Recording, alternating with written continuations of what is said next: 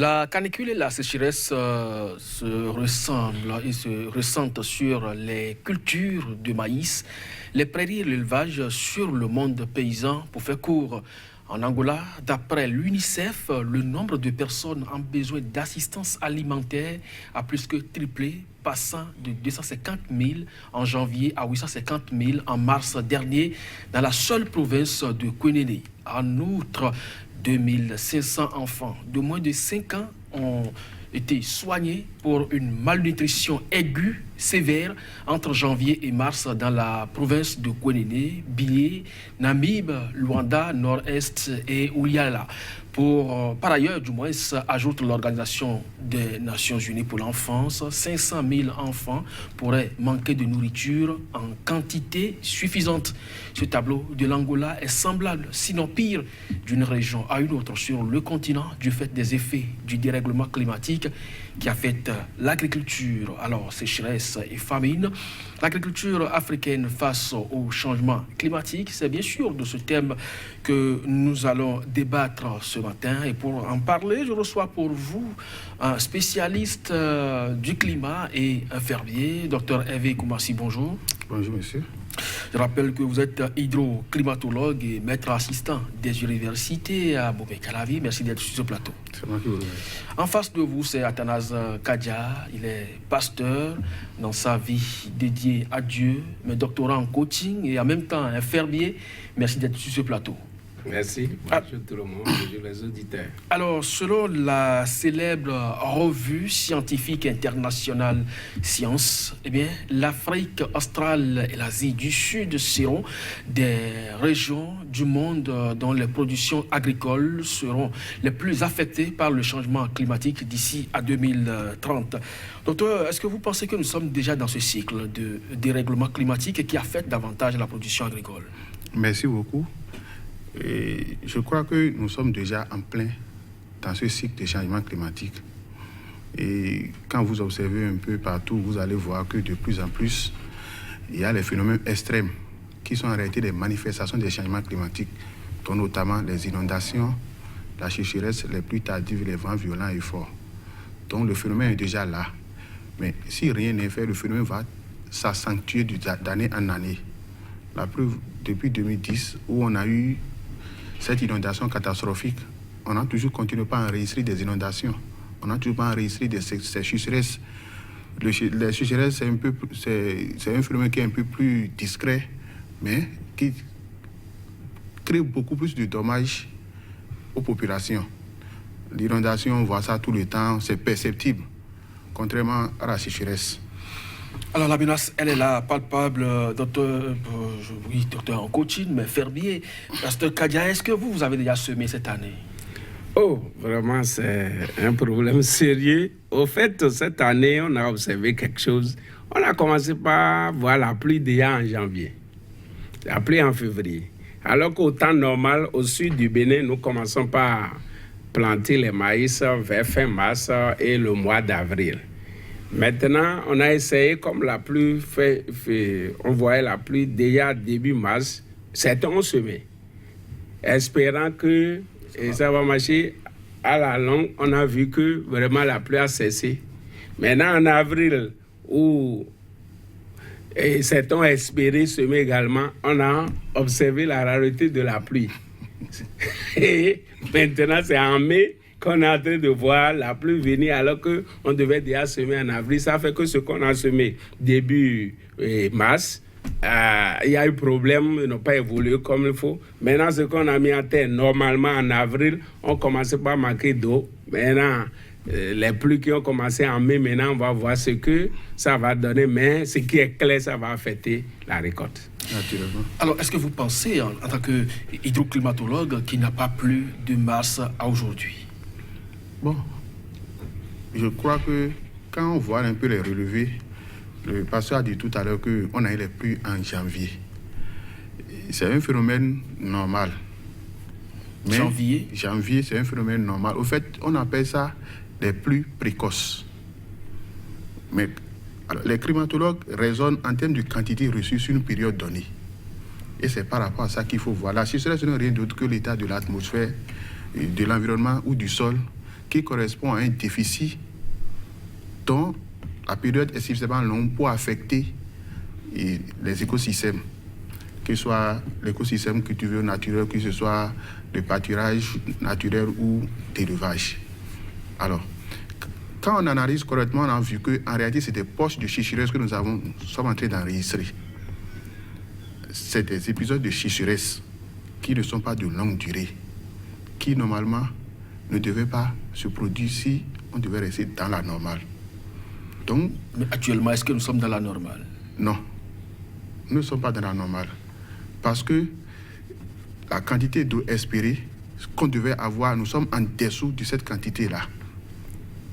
Donc, déjà, on peut dire que nous sommes dans un épisode de sécheresse courte. Voilà comment on peut nommer ça. Alors, pasteur, vous avez estimé qu'il n'y a pas eu de semences en temps normal. Déjà, lorsque vous prenez par exemple la région du golfe de Guinée, où vous situez le Bénin, eh bien, déjà en juin, on devait commencer par procéder aux premières récoltes. Ça ne devrait donc pas visiblement être le cas, mais ceux qui sont quand même dans les bas-fonds ont pu quand même semer. Ça contraste un peu, ça atténue un peu également les craintes, mais en tant que fermier, vous devez quand même prendre des dispositions, non? Non, quand vous dites qu'il y a eu des semences au niveau des bas-fonds, ils sont combien? C'est pas le gros lot, ça. C'est pas le gros lot. Effectivement, il y a certains qui sont au niveau du bas-fond. Ils ont planté, il n'y a pas de problème, mais ils sont en minorité. Maintenant, tout ça là nous montre qu'on ne doit plus simplement se fier à la pluie pour faire l'agriculture. On doit maintenant réfléchir, penser pour comment avoir la maîtrise de l'eau. Mais tout ça là demande de moyens. Donc, je crois que dans la suite d'ici, on va en débattre. Donc, si on doit toujours fier à la pluie aujourd'hui pour faire l'agriculture, on va passer à côté et la faim va nous atteindre. Alors, docteur, lorsqu'on sait très bien que la plupart des paysans africains, ils font de la culture ou de l'agriculture familiale, ce n'est pas à dimension industrielle, est-ce que vous pensez qu'ils ont les moyens nécessaires pour répondre à l'attente du pasteur Kadia? C'est relatif. Je m'explique. En réalité, depuis près de 30 ans, on sait déjà qu'on ne peut plus se fier aux saisons pour faire de l'agriculture. Premier élément, quand vous observez, vous voyez que la population ne cesse de croître. Et pour nourrir cette population, on n'a pas besoin d'attendre aujourd'hui la pluie. Et c'est ça qui fait que vous allez voir que l'agriculture irriguée aujourd'hui utilise pratiquement 90% des prélèvements d'eau sur la planète Terre. Il y a ce premier élément-là. Alors, nous, en Afrique, où c'est de l'agriculture de case, moi j'appelle ça l'agriculture de case, du petit fermier, on n'a pas suffisamment de moyens pour le faire. C'est des petits périmètres que la population exploite avec les moyens du bord. Mais des technologies alternatives existent pour que ces populations, lorsqu'on les accompagne, pour qu'ils puissent mieux s'adapter aux phénomènes actuels. C'est pourquoi je disais que c'est relatif. Pour ceux qui occupent aujourd'hui les bas-fonds et autres, ce qu'on ne nous dit pas, ce n'est pas que des bas-fonds. Même dans les bas-fonds, ce n'est pas l'eau de surface que ces fermiers-là utilisent. C'est l'eau de la nappe, c'est-à-dire que c'est des aménagements hydro-agricoles qu'ils font. Et ces aménagements hydro-agricoles utilisent en réalité des intrants qui, en retour, affectent la nappe et assèchent même encore la nappe. Parce que lorsque vous prélevez, lorsque la recharge est inférieure à l'infiltration, au prélèvement, le problème ne se pose pas. Mais lorsque le prélèvement est inférieur, et lorsque l'infiltration est inférieure au prélèvement, alors il y a du problème. La nappe va vite s'assécher. Donc, c'est pourquoi vous disiez que c'est un peu relatif.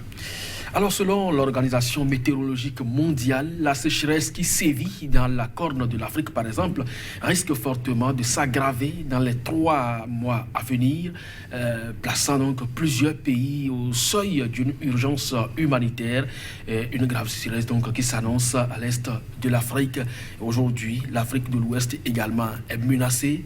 Est-ce que vous pensez que la question de changement climatique ou du dérèglement climatique, parce que désormais on est passé donc du stade de changement climatique au dérèglement climatique, affectera finalement tout le continent? Moi, je crois que le problème n'est plus là. Le problème, c'est que tout le monde sait que nous sommes déjà affectés. Tout le monde? Oui. Il n'y a pas ce secteur d'activité qui ne soit affecté par les changements climatiques aujourd'hui. Quand je prends l'agriculture, il n'y a pas un seul élément de l'agriculture qui n'est pas affecté. Et je vous donne un exemple simple. Aujourd'hui, lorsqu'on dit on veut avoir 600 000 tonnes, on coupe les arbres, on met le sol à nu. Mais ce geste-là, simplement, a beaucoup de répercussions. Voyez-vous, lorsque le sol est à nu, l'eau de ruissellement, non seulement la vitesse d'écoulement va augmenter, et l'eau de ruissellement va transporter tout le sol arable qui est indispensable à la culture des plantes. Le sol arable transporté ira vers les cours d'eau, avec bien entendu tout ce qui est insecticide, ce qui est engrais qu'on a utilisé. Au niveau des cours d'eau, qu'est-ce qui va se passer? Les cours d'eau seront comblés. La qualité de l'eau sera affectée. Si la qualité de l'eau est affectée, tous ceux qui utilisent l'eau, on sait que l'eau intervient dans tous les secteurs d'activité. Donc, tous ceux qui vont utiliser cette eau-là seront affectés également. Ne parlons même plus de l'approvisionnement en eau potable. Aujourd'hui, quand vous allez dans les zones de Parakou, Djougou, Savalou, vous allez voir tous les problèmes qu'ils ont à partir du mois de décembre à alimenter la population en eau potable.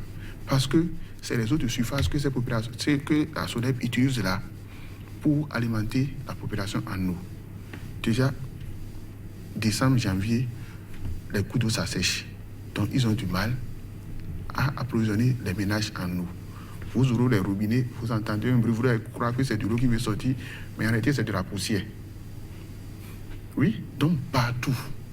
Vous allez dans les hôtels, vous allez voir pratiquement c'est des bidons qu'on met dans les comment on appelle, des douches. Et à défaut d'utiliser l'eau du robinet, c'est plutôt l'eau contenue dans les bidons là que vous allez utiliser pour vous doucher, pour faire tous vos besoins dans ces hôtels-là.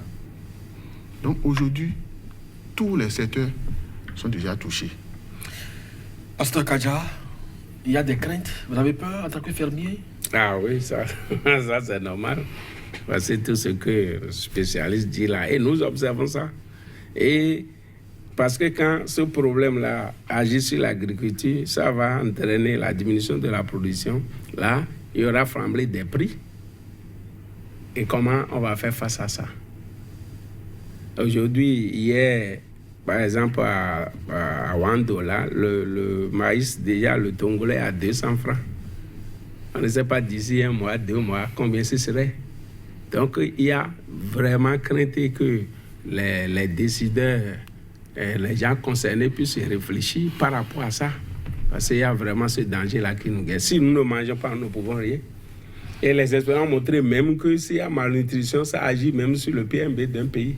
Parce que quand les enfants ne sont pas bien nourris, ils ne peuvent pas donner ce qu'il faut pour le développement. Donc, il y a vraiment crainte. Il faut qu'on réfléchisse par rapport à ça. Ce n'était pas ça de l'industrialisation et tout ça. Mais même l'industrialisation, aussi, l'expérience a montré que les machines qu'on utilise là affectent l'effet des gaz. Mais ça fait au moins un tiers de choses là qui affectent encore l'environnement. Donc c'est pour ça que les gens ont préconisé d'autres approches on va voir. Et aussi quand on parle de l'industrialisation, comme il a dit, en Afrique, c'est l'agriculture familiale. Combien de moyens pour avoir les machines pour faire ça? Et c'est les machines aussi, ça entraîne aussi autre chose. Il y a la baisse de la main-d'œuvre. Et ça entraîne aussi le chômage. Parce que ce que la machine va faire, c'est des milliers de personnes qui sont remplacées. Voilà, oui. Une agriculture complètement dépendante donc, du climat sur le continent africain aujourd'hui en difficulté. Les fermiers donc reconnaissent cela. Vous avez parlé tout à l'heure du financement de l'agriculture à travers donc non seulement la maîtrise de l'eau, mais également l'accompagnement des autorités. Oui. Vous, dans votre ferme, est-ce que vous bénéficiez des soins des autorités, de l'accompagnement des techniciens? Bon, au fait, moi, Dieu m'a accordé un peu de grâce et j'ai irrigué, j'ai fait l'irrigation parce que je fais aussi les cultures maraîchères à côté des choses là. Je n'ai pas tellement de problèmes. Mais tel qu'il a dit, les sols sont en train d'être affectés par nos intrants, les engrais que nous utilisons. Moi, j'ai mis ma ferme sur pied il y a environ 14 ans. En ce moment, si je plante, par exemple, le grand moret qu'on appelle généralement Gboma, tu peux couper sur 1 an. Chaque mois, tu coupes, des fois, sur 6 mois, 1 an. Mais aujourd'hui, tu fais une première coupe, tout est mort. Même chose pour le vernonia qu'on appelle généralement Amavivet. où tu plants, ça peut rester là 5 ans, 6 ans, 10 ans. Aujourd'hui, tu fais une première coupe, deuxième coupe, là, tu ne peux pas trouver toutes les plantes. Donc, ça aussi, on ne comprend plus rien par rapport à ça.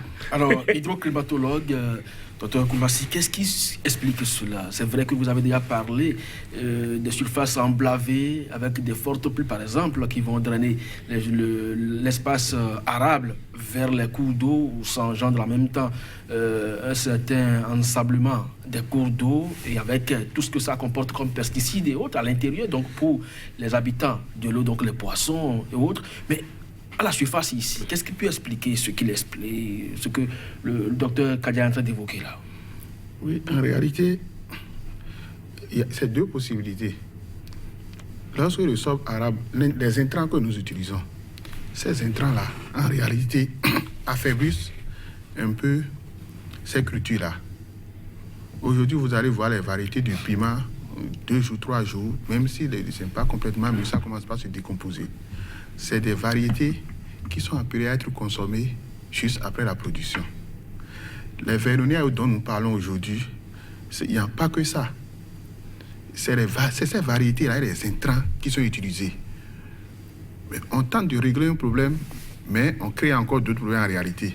Parce que pour nourrir une population sans être croissante, il faut produire plus. Il faut avoir du bon rendement. Et pour avoir du bon rendement, il faut utiliser des intrants agricoles. Il faudra que l'utilisation des intrants agricoles et des variétés améliorées que nous amenons ne sont pas des variétés résistantes, ne sont pas des variétés pérennes. C'est ça qui fait que vous coupez 1 ou 2 fois. Ce qu'on perd en réalité en durée, ce qu'on gagne en durée, on perd ça en qualité. Voilà comment moi je peux l'expliquer. Mais aujourd'hui, quelle alternative en tant que spécialiste vous proposez? C'est vrai que vous n'êtes pas dans l'agroalimentaire, mais cela n'empêche, il y a forcément des ramifications parce que vous évoquez aujourd'hui des aspects négatifs donc, de l'agriculture industrielle. Donc vous devez forcément avoir quand même des solutions. Qu'est-ce que vous proposez? Voilà. Et il y a plusieurs propositions. On a préconisé dans un premier temps, quand on prend la réduction des effets des changements climatiques, c'est 2 volets. Il y a l'adaptation d'un côté et la réduction des gaz à effet de serre de l'autre. Quels sont les types d'agriculture, quelles sont les activités que nous pouvons mener aujourd'hui pour diminuer un peu les effets, la production des gaz à effet de serre? Parce que le véritable problème est à ce niveau-là. Lorsqu'on réduit les gaz à effet de serre, on peut corriger un peu les effets des changements climatiques. D'un autre côté, vous allez voir que les pays développés, qu'est-ce qui fait l'échec des COP aujourd'hui? C'est les pays développés qui se disent, si nous nous engageons à réduire les gaz à effet de serre, ça aura un coût sur notre économie. Alors que le climat n'a pas de frontières. Eux, ils ont plus de moyens que nous, Africains, qui sommes très vulnérables. Donc, le second côté, c'est l'adaptation. L'adaptation, c'est beaucoup plus comment trouver les mesures alternatives. C'est-à-dire, par exemple, les variétés du cycle court, mais résistants aux aléas climatiques. Les aménagements hydro-agricoles qu'on va mettre en place, mais avec l'utilisation des variétés biologiques. Parce que les variétés biologiques, c'est vrai qu'on a des variétés biologiques qui sont résistants, mais en dimension industrielle, ça pose problème. Il paraît que ça ne donne pas assez de production. Donc, oui. Alors que vous avez tout à l'heure évoqué la démographie croissante, il faut quand même nourrir beaucoup de bouches en peu de choses et oui, ça pose problème. Ça pose véritablement problème. Mais il faut que les populations soient accompagnées dans la restauration des sols, dans l'agriculture intelligente. C'est le rôle de qui? Ça, c'est le rôle des pouvoirs centraux et des ONG. Les ONG sont souvent accompagnées par les organisations internationales, mais c'est toujours l'État central. La plupart du temps, vous faites des recherches, vous publiez ces recherches, mais vous ne les expérimentez pas. Oui, au niveau de la recherche, nous, en tant que chercheurs, nous sommes là pour dire voilà ce qui se passe. La mise en œuvre, c'est l'État central. Donc vous devez quand même avoir votre ferme expérimentale, non? Aujourd'hui, c'est possible. Toutes les recherches que nous menons, ça ne se fait pas encore. Mais ça se fait à l'université. Ça se fait à l'université, au niveau de la FSA, on a des fermes expérimentales sur lesquelles on fait toutes les expériences possibles. Mais de façon individuelle comme ça, bon, pour moi, ce n'est pas encore fait. Le cas. Alors, Pasteur Kadia, la question de l'adaptation à votre niveau, puisqu'aujourd'hui, vous avez noté que vos productions, il y a 10 ans, aujourd'hui, ne sont plus les mêmes. Mais ça veut dire que la ferme est en train de courir à sa perte. Mais vous n'allez quand même pas fermer la ferme pour cette raison. Donc, à partir de cet instant, quelles sont, vos mesures d'adaptation en attendant? Oui, au fait, comme il a dit, il y a les produits à cycle court qui résistent un peu, qu'on met à notre disposition. Des fois même, il y a des maïs que les cadets mettaient à notre disposition. Au fait aussi, l'agriculture biologique, par exemple, moi je l'ai expérimenté au niveau de ma ferme, au niveau des cultures maraîchères. Il y a un travail à faire à ce niveau. Parce qu'il faut sensibiliser la population par rapport à ça. Un jour, j'ai fait l'expérience parce que j'avais fait la formation quand Bessie Chip était là il y a environ 7 ans, tout ça. Là, on a fait la formation parce qu'en leur sein, ils ont une équipe. Il y avait un Américain, un Sud-Africain, des Blancs qui nous ont enseigné sur l'agriculture biologique. C'est ça qui est conseillé aujourd'hui, tout ça. Maintenant, j'ai expérimenté cela. Mais qu'est-ce que j'ai observé? Vous allez remarquer que les plants, par exemple, quand je prends le Grand Morel, le Boma, ce n'est pas bien développé, ce n'est pas aussi attrayant comme chimique que nous produisons parce qu'il y a des produits qui tout ça là. Maintenant, quand les dames sont venues pour payer, il y a l'autre qui est là, il y a l'autre qui est là, mais ils ont refusé le bio. Parce qu'ils ont dit, nous allons au marché, il y a différentes dames qui sont là. Maintenant, si lui, il a des légumes qui n'est pas attrayant, qui ne brillent pas, et ne peut pas vendre. Vous comprenez ça? Donc, il y a un travail à faire d'abord. Parce que si je produis et je ne vends pas, mais excusez-moi, je ne peux pas continuer, sinon je vais couler. Donc, il y a un travail de sensibilisation au niveau de la population pour leur montrer l'importance des produits bio. Parce que, et en principe, ça là doit coûter plus cher. Parce que pour les traiter, ces légumes, tu vas préparer l'insecticide toi-même. Là, il te faut aller chercher les feuilles de Nîmes, de piment, de tape, ainsi de suite, que toi-même, tu vas composer, laisser tomber, filtrer, utiliser. Pendant qu'avec 3 000 francs, tu as un insecticide que tu n'as aucun problème pour traiter. Donc, ça demande plus du travail et tout ça. Ça doit être plus cher. Maintenant, voilà, la population n'est pas préparée pour voir que ça, là, c'est ça qui est important qu'il faut payer. C'est ceux qui ont de moyens, qui voient l'importance et qui payent. Ça fait que nous avons la technique, on a ça, mais c'est difficile pour s'y engager parce que tu vas produire et les gens ne vont pas prendre. Alors, en fait, à ce niveau, il y a toujours des améliorations qui continuent. Aujourd'hui, l'agriculture intégrée, lorsque vous êtes fermier, par exemple, on demande beaucoup plus qu'il y ait une agriculture intégrée. L'agriculture intégrée appelle à ce que vous avez, par exemple, d'un côté l'élevage.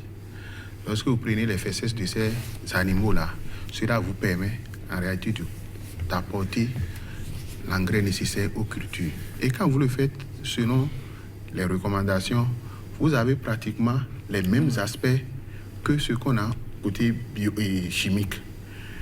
Qui plus est, ce que vous avez du côté bio a une durée de vie plus élevée que ce que vous avez de l'autre côté. Mais l'adaptation ne s'arrête pas qu'à ce niveau, parce que nous parlons de la sécheresse. Quand on prend la sécheresse chez nous, les climatologues, en réalité, c'est 3 volets. Il y a la sécheresse pluviométrique, la sécheresse édaphique et la sécheresse hydrologique. Ça veut dire quoi? La sécheresse édaphique, c'est l'humidité du sol. La sécheresse hydro, c'est l'alimentation de la nappe, la réduction du débit au niveau de la nappe et au niveau des cours d'eau. Donc, l'adaptation aborde chaque pan à ces niveaux. Lorsque vous prenez l'adaptation au niveau hydro, qu'est-ce qui se passe? On recommande que les populations, à défaut d'utiliser l'eau, comme on a l'habitude d'utiliser aujourd'hui, qu'on procède peut-être aujourd'hui à l'agriculture, à les systèmes d'arrosage goutte à goutte. De l'autre côté, on a préconisé, ça c'est pas sous ces climats-là, un peu plus vers le nord, On a proposé par exemple les méthodes Zaï. Oui. On a proposé les méthodes Zaï. On a proposé des cordons pierreux qui permettent de retenir en réalité l'eau de ruissellement pour humidifier en réalité le terrain. Donc il y a ces méthodes-là qu'on ajoute à ce qui est fait aujourd'hui. Est-ce que vous pensez que les paysans africains sont préparés à tout ça? Vraiment. Ça, c'est tout ce que vous avez préconisé au niveau des recherches. Oui. Mais ça, c'est la phase expérimentale. Vous l'avez fait, les résultats sont également là. Mais l'étendre, vous l'avez dit que c'est beaucoup plus l'État central et les ONG qui doivent faire ce travail. Mais sur le terrain, est-ce que vous notez que ces recherches sont prises en compte et que le travail se fait déjà? Parce que la menace est là. Vous l'avez dit, plus personne aujourd'hui ne peut nier les questions de dérèglement climatique. Oui. Il y a les méthodes phares que les populations, quand moi j'observe les périmètres irrigués aujourd'hui, les gens commencent pas à adopter. De par le passé, vous allez voir que les arrosoirs, on prend et on arrose tout le temps. Aujourd'hui, je constate que les gens ont mis en réalité des systèmes goutte à goutte, mais ce n'est pas encore le système sophistiqué. Vous allez voir que la quantité de jet qui sort de ces tuyaux-là sont de petites quantités. Mais on peut encore améliorer ça. Et pour l'améliorer, c'est l'État central qui doit vulgariser et mettre à disposition de ces fermiers-là, ces techniques-là. Parce que ce que nous disons, si vous êtes comment on appelle ça, le fermier lambda, et que vous n'avez pas les moyens, vous n'avez pas une subvention, vous n'avez pas un accompagnement bancaire, vous ne pouvez pas faire ça sur 1 hectare. C'est impossible. C'est beaucoup d'investissement. Donc, la vulgarisation et l'accompagnement, c'est au niveau de l'État central. Alors, pasteur Kadja, vous n'êtes pas seul dans votre domaine. Vous devez quand même, depuis 14 ans, vous avez dit, donc forcément avoir d'autres amis à côté de vous. Dieu vous a honoré, vous avez les moyens d'irriguer votre ferme. Mais à côté, ceux qui n'ont pas irrigué, comment vous appréciez aujourd'hui l'état de leur ferme? Ah non, ça va pas. Ça ne va pas, mais bon, il y a des efforts. Par exemple, il y a un projet, ils sont venus nous voir la fois passée, PADMA, qui est un projet d'appui au développement du maraîchage. Donc, c'est un projet, ils ont amené. Maintenant, le problème est que les gens restent dans les bureaux pour élaborer les projets. Vous allez vraiment m'excuser. C'est nous qui sommes sur le terrain et nous connaissons les réalités. Ils sont venus vers moi. Bon, je ne suis pas tellement preneur. C'est pour appuyer, faire irrigation, tout ça. Mais on vous dit, sur un domaine de 1 hectare, il faut 8 personnes. Si tu utilises 8 personnes sur un domaine de maraîchage, 1 hectare, ce ne serait pas rentable. Parce que nous, on est dedans, on a l'expérience. Maximum, c'est 4 personnes. Surtout qu'ils veulent maintenant nous aider à installer forage. Ils ont parlé des bandes. On leur a dit que ce n'est pas efficace, bande là. À un moment donné, ça se déchire. Les tourniquets, c'est mieux. Par exemple, moi, je viens de monter une deuxième ferme. Il y a de cela 2 ans, c'est les tourniquets que j'ai mis sur pied. C'est à coûter, l'installation, cela a coûté plus de 4 millions. C'est pas n'importe qui. Sur 1 hectare. Sur 1 hectare. Et combien sont capables de faire ça? Donc, ce projet est arrivé. Donc, ils sont en train de nous regrouper, de rassembler les gens pour les aider. Mais moi, j'ai attiré leur attention pour dire 8 personnes sur 1 hectare, c'est trop. Voilà, la balle est lancée dans votre camp. Chercheurs, vous élaborez donc des stratégies que vous envoyez comme ça dans la masse alors que vous n'associez pas les mises en cause. Bon, est-ce qu'on n'associe pas les mises en cause? Et c'est pas toujours comme ça. L'élaboration d'une stratégie, pas toujours du vécu. Qu'est-ce qui se fait sur le terrain? C'est pourquoi aujourd'hui on dit tout ce que nous faisons, il faut associer les bénéficiaires. Vous voulez mettre en place une stratégie, ce n'est pas dans les bureaux, ça se fait. On va sur le terrain, on voit ce qui se fait et on dit, bon, et si on faisait ci? Et ensemble, avec les concernés, on essaie de trouver la mesure alternative. Donc vous pensez que ce que le pasteur est en train d'évoquer là, c'est une évaluation antérieure parce que déjà là, le projet est en cours d'exécution. Oui, je ne pourrais pas dire que c'est une évaluation antérieure. Là, peut-être ils sont en train d'associer ces fermiers-là pour pouvoir corriger les imperfections contenues dans le projet pour que le projet soit accessible à tout le monde. Vous, par exemple, l'expérience a montré que on ne peut pas utiliser 8 personnes sur 1 hectare. Maximum, c'est 4. Eux, ils ont mis en place des paramètres qui montrent que c'est 8. On peut modifier ces paramètres-là, on peut mettre des inputs pour dire, OK, si 4 personnes, voilà ce que ça va donner. Voyez-vous? Donc, c'est toujours dans la phase d'élaboration, ou bien même à l'exécution, on peut corriger des imperfections qui sont contenues dans ces projets-là. Mais ce que nous disons aujourd'hui, le pauvre paysan qui est à Savalou, qui est à Kandi, qui est à Karima, qui est à Kérou, qui veut mettre en place 1 hectare de maïs, est-ce qu'il a les moyens pour faire ça? C'est de ça que nous parlons aujourd'hui. Vous ne pouvez pas prendre un paysan lambda qui aura même 1 million. C'est rare. C'est rare de trouver ça. Alors que de plus en plus, on constate que les sols sont lessivés, on constate que la sécheresse est là, on ne fait rien. Mais est-ce que, en tant que scientifique, est-ce que vous désespérez Non. du lendemain agricole de l'Afrique? Non, pas du tout. Moi, je suis plutôt même optimiste. Ah bon? Oui, je suis optimiste. Vous pensez qu'on peut renverser la tendance? On peut renverser la tendance si on nous accompagne. C'est l'accompagnement. Qui va vous accompagner? C'est l'État central, c'est les partenaires, c'est surtout les partenaires. Parce que vous allez voir aujourd'hui, je ne dis personne, hein, il y a ceux qu'on appelle les climato-sceptiques qui disent que non, ceux dont nous parlons là, c'est un faux problème, qu'ils ne sont pas concernés par ça. Aujourd'hui, on a un président brésilien qui est dans cette tendance-là au même titre que Trump. Alors que les Américains sont les plus grands bailleurs de ces PTF-là. Lorsque le fonds vert, aujourd'hui, si les Américains disent qu'ils ne peuvent plus financer, ça pose un problème. Ça pose un problème. Mais pourquoi attendre forcément des autres alors que vous avez aussi les moyens de répondre efficacement à l'appel? Parce que vous avez dit tout à l'heure que le climat n'a pas de frontières. Est-ce que l'État central a les moyens d'accompagner entièrement les paysans? Je ne crois pas. Avec tous les problèmes que nous avons, regardez notre budget. Parfois, moi, je m'amuse à dire que notre budget n'atteint même pas le budget du ministère, du ministère de la Défense américain. Le budget du Bénin, oui, ça n'atteint pas. Eux autres, c'est le système capitaliste. Ce que nous voulons, c'est le rendement, c'est le profit. Quitte à ce que l'environnement soit pollué ou pas, ce n'est pas leur problème. Mais nous, à notre niveau, on est plus vulnérables. C'est pourquoi ils ont mis en place ce qu'on a appelé le fonds vert, qui permet de corriger un peu ce que nous avons ici.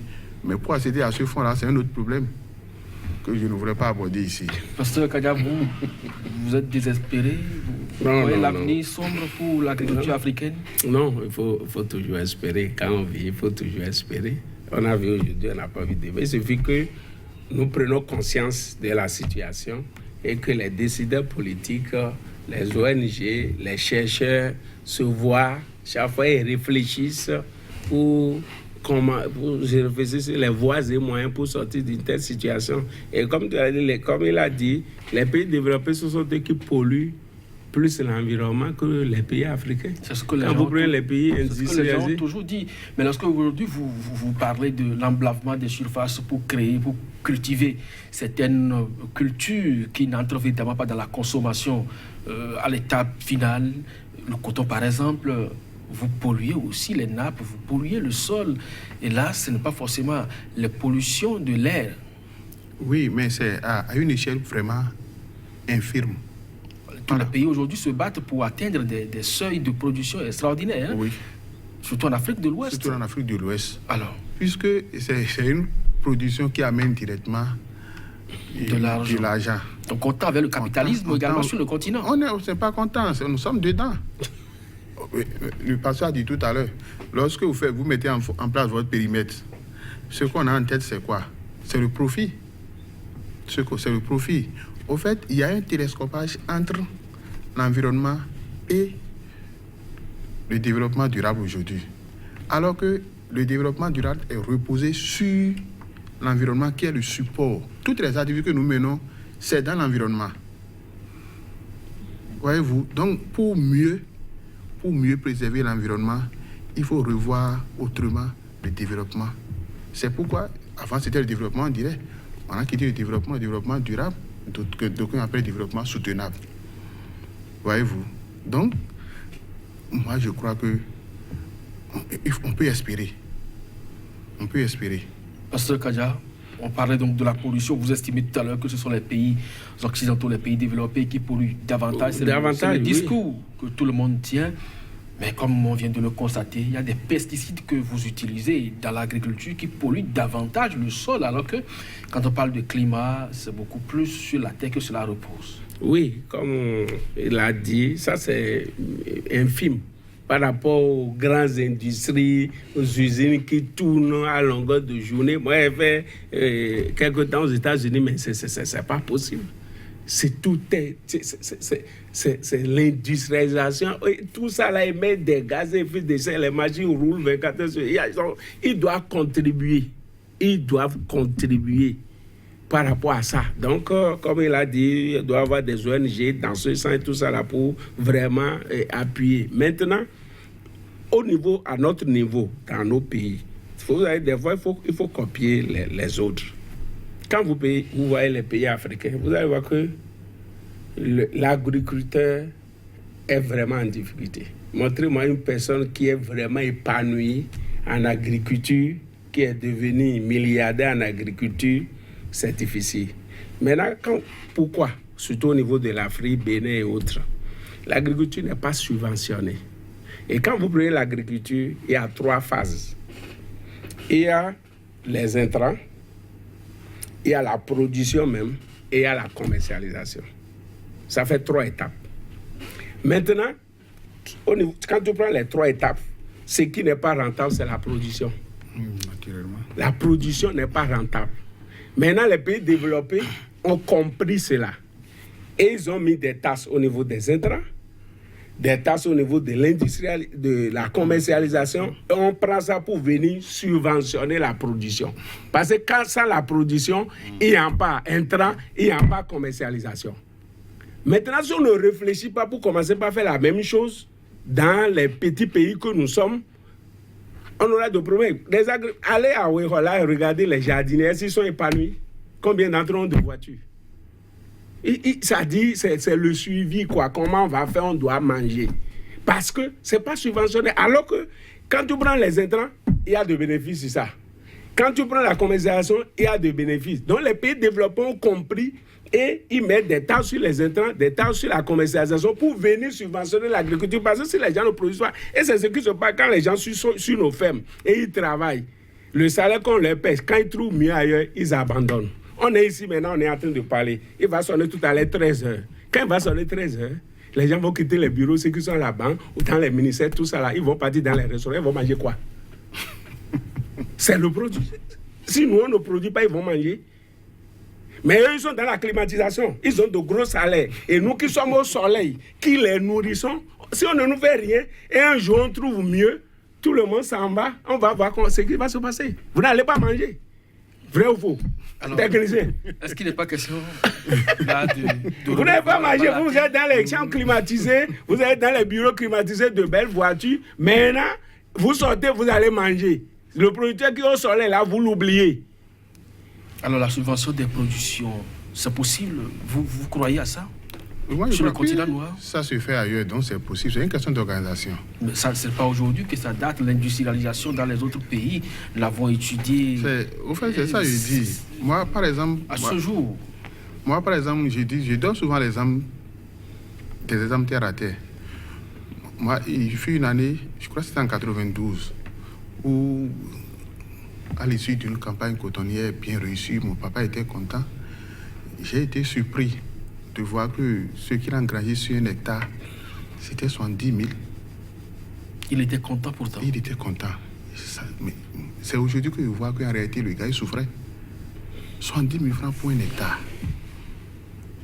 Et dans ces 70 000, en plus, c'était un système de coopérative. Et ça fait plus de 3 mois pour gagner ces 70 000 là. Non. La production, ça fait au moins 4 mois pour le cycle de coton. Le cycle de coton, ça fait près de 6 mois. Pour gagner 70 000 francs. Ces 70 000 francs, les 110 000 francs, si on fait correctement le point, la main-d'œuvre, nous, qui étions ces enfants, qui s'acclons, qui mettons les engrais, ça la simple. On n'a pas pris ça en compte. On n'a pas pris ça en compte. Voyez-vous? Donc, aujourd'hui, on comprend. Mais le véritable problème, c'est au niveau politique et aussi au niveau étatique. La subvention au niveau des intrants, au niveau de la production, moi, j'ai été un peu choqué de constater que dans un passé récent, c'était les intrants subventionnés et on ne subventionnait pas la production. Alors que sans la production, est-ce que les subventions existent? Non. Il y a des États même où les intrants sont exonérés de taxes de douane et autres là. Mais quand on fait ça, et le producteur, normalement quand on fait ça, c'est pour que l'intrant soit accessible au producteur. Mais en réalité, qu'est-ce qui se passe? Le producteur pratiquement s'endette encore au niveau de ces intrants là. Donc il y a une organisation qui reste à faire. Ça se fait dans les pays développés. Les Français, les Chinois, c'est subventionné. Mais le véritable problème, c'est qu'on n'est pas organisé. On n'est pas organisé et il reste encore, comme le disaient ceux qui font coaching, il reste à formater nos mentalités. Oui. Parce que le monsieur, il vient et vous dit, j'ai 10 hectares de coton. Alors qu'en réalité, dans les faits réels, il n'a que 2. Vous voyez un peu? Alors, si vous lui donnez une subvention de 10 hectares, qu'est-ce qu'il va faire avec? C'est de la même manière, les intrants, de l'autre côté, il prend pour 10 hectares. Mais moi, j'ai vu que des gens prenaient comment on appelle, des intrants en coopérative, et au lieu d'aller mettre ça sur les champs, ils préfèrent aller vendre ça pour pouvoir avoir le peu d'argent pour survivre. Alors, survivre lorsque vous êtes paysan en Afrique, ça pose problème, et également, il fait face donc aux questions du dérèglement climatique, c'est encore plus grave. Pasteur Kadja, vous ne désespérez pas, vous allez toujours continuer donc dans la ferme. Aujourd'hui, quel appel vous avez donc à lancer aux décideurs? Oui, donc ce que moi j'ai à dire, les signaux sont au rouge. Elles le savent très bien, les autorités le savent, le technicien est là par rapport à ça. Donc, il faut que chacun prenne ses responsabilités pour sauver la situation. Voilà ce que j'ai à dire. Ils sont en train de faire certains efforts, mais ce n'est pas encore ça. Ils parlent de l'organisation, il faut que vraiment nous venons là-bas et que le secteur soit bien organisé et que vraiment on se concentre sur le producteur. Parce que quand les gens vont déserter la production, on ne peut plus manger. On peut plus manger, docteur Hervé Koumassi, on ne peut plus manger quand tous les paysans vont quitter donc les fermes.